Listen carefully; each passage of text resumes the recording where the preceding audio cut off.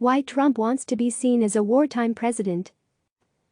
Is the coronavirus pandemic more like Pearl Harbor or Hurricane Katrina? The answer could determine how the unprecedented challenge ripples through the 2020 presidential election. Donald Trump is trying to redefine coronavirus as a foreign threat, the Chinese virus, and himself as a wartime president, defending the nation against what amounts to an invasion. As the crisis has deepened, Trump's language likening the outbreak to a war has grown more explicit. "We're at war, in a true sense we're at war, and we are fighting an invisible enemy," he declared in his opening statement at his press briefing Sunday. Trump's remarks even distantly echoed Abraham Lincoln's description of the Civil War as a great fiery trial when he declared, "We're enduring a great national trial, and we will prove that we can meet the moment." There's evidence in the latest polling that Trump, like other presidents at time of crisis, is benefiting from the traditional public instinct to rally around the flag at a moment of national unease. The invasion metaphor provides Trump both a sword and a shield. It simultaneously stokes the fear of foreign influence and immigrants that Trump has relied on throughout his political career, and seeks to recast criticism of him as unpatriotic when he is functioning in effect as commander-in-chief. The critical question may be whether the public eventually blames Trump for what public health and medical professionals almost unanimously consider a catastrophic federal failure to take more decisive action at the outset, or judge him primarily by his actions after his national emergency declaration earlier this month. That announcement now looks like an explicit attempt to reset the clock on his performance, just as more Americans themselves were becoming aware of the danger. If the public doesn't blame Trump for allowing the situation to become so dire in the first place, it may be more likely to credit him if America escapes the worst-case scenarios going forward. One major uncertainty in this is how long Trump can stick with a message of wartime sacrifice and unity. On Monday, after days of soberly underscoring the threat from the virus, he whirled in a different direction, insisting at his daily press briefing that the country might face greater danger from a sustained economic shutdown than from loosening social distancing. For a purported wartime commander-in-chief, it amounted to declaring victory and pulling back the army long before the enemy, in this case the virus, has really surrendered. The Chinese virus is for Trump, describing the pandemic as the Chinese virus or a foreign virus, as he did in his Oval Office address earlier this month, serves several political aims at once, experts say. One is to link the current outbreak with his larger effort to portray immigrants in foreign nations as a threat to the security and prosperity of his preponderantly white electoral coalition. Trump's effort to weaponize the pandemic by branding it as a foreign threat follows a long tradition of stereotyping immigrants as a source of disease, says Erica Lee, director of the University of Minnesota's Immigration History Research Center and author of the recent book, America for Americans: A History of Xenophobia in the United States. Through American history, Lee says, it has been really common for American nativists to portray immigrants as a threat to public health. Whether it be typhus and Irish immigrants and the bubonic plague and Chinese immigrants, cholera and Russian Jews, when Mexican immigrants were coming across the border after an outbreak of typhus in El Paso, they were literally sprayed with insecticide, she said. Another factor. Supporters and opponents agree that Trump always seems more confident politically when he has a clear foil to contrast with, and stamping the outbreak as the Chinese virus provides him one. Early on, both Trump and his cheerleaders in the conservative media mostly sought to point fingers at the mainstream press for allegedly exaggerating the threat. As the outbreak spread has weakened that case, the attacks on China have increased in almost direct proportion. Perhaps most important, likening the virus to a foreign invader locates the threat outside the country and helps Trump present himself as a wartime leader, mobilizing the nation like Franklin Roosevelt after Pearl Harbor or George W. Bush after 9/11. Positioning against Biden. The Trump campaign has already used that framing to accuse former Vice President Joe Biden of siding with the enemy. In a recent press release, Trump's campaign flatly declared, America is under attack, not just by an invisible virus, but by the Chinese, and then insisted Biden was on the wrong side of that fight. Biden, the Trump campaign argued in a release, is siding with the Chinese and attacking the presidential candidate China fears most, Donald Trump. Simultaneously, the Trump campaign and other conservatives have argued that it is misguided, even unpatriotic, to second-guess or critique Trump's initial actions while the U.S. is still fighting the threat. I am so sick of seeking the news on coronavirus and constantly getting bombarded with how it's all Trump's fault or what Trump is calling the damn virus. Can we focus on what needs to be done right now and play the blame political game later? Good Lord, the former Fox News host Megyn Kelly declared in a recent tweet. Trump's framing of the outbreak as a form of invasion and himself as a wartime leader responding to it carries risks for him. Despite all the rhetorical fire he's aimed at China, he downplayed U.S. intelligence reports earlier this winter, warning that the outbreak would threaten America, partly because he trusted Chinese leader Xi Jinping, according to several recent media accounts.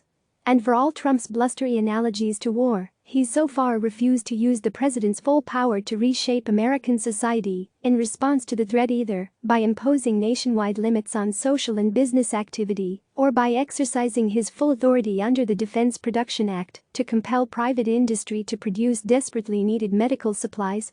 While Trump no longer dismisses the risk as overblown, he continues to send clear public signals, questioning the need for the most intense measures to compel social distancing. Democrats believe Trump's dilatory and distracted actions during the weeks when he repeatedly minimized or dismissed entirely the danger will ultimately swell doubts about his leadership, the way the faltering response to Hurricane Katrina in 2005 left a lasting stain on Bush's second term. Trump is now leaning into the notion of being a wartime president in part because somebody told him that wartime presidents get re-elected, says Democratic pollster Jeff Guerin, who recently completed a national survey on public reactions to the crisis. But my view on this is that the right analogy is that he's a disaster president and not a wartime president.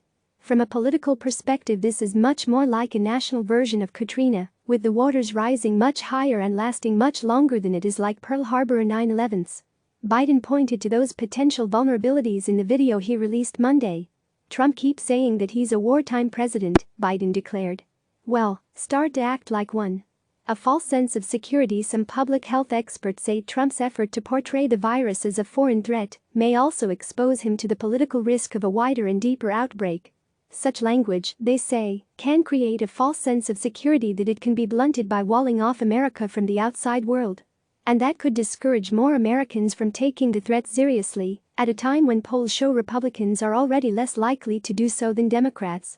Describing the illness as a Chinese virus supports the false narrative that disease can be contained elsewhere, along the same lines as travel bans, says Eric Toner, a senior scholar with the Johns Hopkins University Center for Health Security. The disease is already here, it is already spreading person to person within the U.S. It's not a foreign disease anymore. Democratic groups generally say Trump's efforts to build a wartime bunker around his actions won't deter them. Several outside groups, such as American Bridge and Priorities USA, have already launched television and digital ads, focusing on the weeks Trump spent minimizing the threat and failing to take aggressive action to begin testing or stockpile medical supplies. Josh Schwerin, a senior strategist at Priorities, the leading Democratic super PAC, notes that Trump himself has hardly held to the principle that leaders shouldn't be criticized while they are coping with a crisis. Trump attacked Democratic Governor Jay Inslee as a snake when Washington was the first state grappling with an outbreak. Trump remains quick to denounce on Twitter any Democratic governor who criticizes his response to the crisis, such as J.B. Pritzker of Illinois. In the early stages, the public response to Trump's handling the crisis is mostly flowing through the same deep grooves that have defined public reaction to almost everything else about his presidency, including his impeachment. Although the first round of media surveys found around 43% to 46% have given Trump positive grades for his handling of the crisis, those numbers rose in several internet polls last week. A Monmouth University survey released Monday found that exactly half of Americans gave Trump good mark for his response to the crisis, while his overall approval rating edged up to 46%. Patrick Murray, the poll's director, noted in a release that the small increase in Trump's current job rating falls far short of the rally round the flag effect past presidents have experienced during times of crisis, such as Bush after the 9/11 attacks. But any uptick for Trump may be surprising when set against the backdrop of the overwhelming outcry from public health professionals and medical personnel and governors in both parties that the federal government has suffered a series of catastrophic failures in developing and deploying tests for the disease, stockpiling personal protective equipment for caregivers, and augmenting hospital capacity. Even Democrats acknowledge the polling provides no evidence of a public verdict that Trump has failed so far in responding to the challenge. I don't think there is a consensus about that, Guerin acknowledged. Partisan splits apply to coronavirus too. That judgment may reflect the durability of opinion about Trump, which has hardly ever oscillated outside of a narrow range through his presidency. But in another way, Trump may be standing on unsteady timbers. One key factor in public opinion is that Republicans in general, and Trump supporters in particular, remain less likely to view the outbreak as a serious threat to the nation or their community, or to report changing their personal behavior in response to it. In last week's NPR-PBS NewsHour Marist poll, fully 57% of Trump approvers said the risk of the virus was blown out of proportion, compared to just 17% of those who disapprove of him. Likewise, the nonpartisan Pew Research Center in a national survey released last week found that Americans divided almost exactly in half over whether they considered the virus a major threat. A solid majority of those who considered the coronavirus a minor threat or not a threat at all said they trusted Trump to handle the outbreak, according to detailed results provided by the pollster. But nearly half of Americans said they already considered the coronavirus a major threat, and by a resounding margin of almost 2-1. They reported that they had little or no confidence in his ability to handle it. That suggests more voters might turn on Trump if the economic and health consequences of the outbreak persist. That's certainly the dominant perspective among most Democrats, including senior strategists inside the Biden campaign. There the view is that no possible argument from Trump, blaming China, blaming immigrants, or cloaking himself in the mantle of commander-in-chief, will overcome the public's distress over outcomes that might not even approach the worst-case scenarios. You could easily see that we get through it, but people are relieved, not triumphant, and don't ever want to go through that again, so it becomes another thing that is as much a reason to get rid of the guy as it is to keep him, said one senior Biden advisor, who asked for anonymity to discuss the campaign's internal deliberations. Genome, a Republican pollster, doesn't think Trump is doomed to rising discontent over his response. But he does believe Trump is hostage to events and operating with limited time. Alm anticipates the key to the political reaction will be how long American life remains heavily disrupted.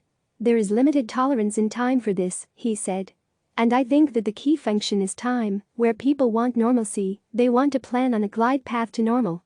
Alm's framing underscores the gamble Trump has taken by encouraging Americans to see the virus as a foreign invader and him as the resolute wartime leader repelling it.